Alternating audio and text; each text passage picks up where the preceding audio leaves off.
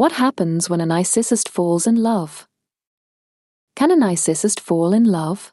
The answer is yes. However, it's probably not the type of love you're thinking of right now. Love is different for everybody. Ever heard of this phrase?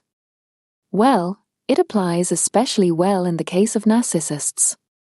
Since they have physiological deficits that impact emotional assessment, they tend to show their love in a weird, selfish way. So if you're an average person who sees love as something along the lines of understanding, acceptance, and compromise, then you're in for a surprising ride, because this is what truly happens when a narcissist falls in love. Friendly disclaimer: this video is not made to attack anyone who may display these signs or anyone diagnosed with narcissistic personality disorder, but rather to understand them and bring more awareness to the topic. We hope you learn a lot from this. Number 1. They won't change.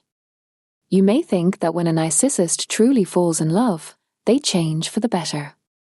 Unfortunately, in most situations, that is not the case. Research shows that they have structural abnormalities in brain regions associated with emotional empathy. And because of that, they tend to turn abusive or remain self-absorbed. Number 2. They're turbulent in their ways of affection. Narcissists can be extremely warm one second and cold the next. It's also common for them to love bomb their partners. Since they are playing a game of wanting to receive praise and admiration, they know exactly which buttons to push to elicit a good reaction. However, since the act of receiving pleasure is somewhat like a game to them, they naturally lose interest once they win it or receive the prize. So it won't be a surprise when one moment, they're buying gifts and booking honeymoon tickets for their partners and breaking up with them the next. Number 3. They prefer casual dating or long-distance relationships. Commitment is a difficult thing to expect from narcissists. Since they're sponges of attention, a single person's appreciation will tire them out quickly. For them, the more people to receive praise from, the better. This is why they are especially comfortable with casual dating or being in long-distance relationships. In these types of setups, there are low expectations for intimacy but enough opportunities to satisfy their desire. Number 4. They're passionate, or at first. Narcissists are supposed to be a vain, selfish creatures, right? Well, while it's true that a sense of entitlement characterizes them, narcissists have also been proven to possess emotional intelligence. This means that they are highly capable of showing their interest, especially to gain what they want, or adoration.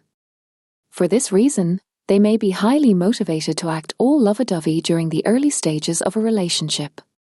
They may be touchy, generous, dreamy, and all the good things, but don't be fooled, a narcissist's love also means putting themselves first always.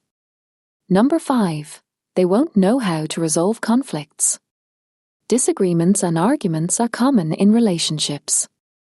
If handled well, they may even promote growth and closeness between partners. But since narcissists always want to seem perfect, they tend to avoid things that may make them seem like a bad person. This means that when there's conflict, they're highly expected to shift the blame, point fingers, and use manipulation tactics to get the upper hand. Number 6. They may commit narcissistic abuse. Narcissistic abuse is defined as a type of emotional abuse where the abuser only cares about themselves and may use words and actions to manipulate their partner's behavior and emotional state. Since narcissists tend to see themselves as superior beings, they often forget about the needs of their partners.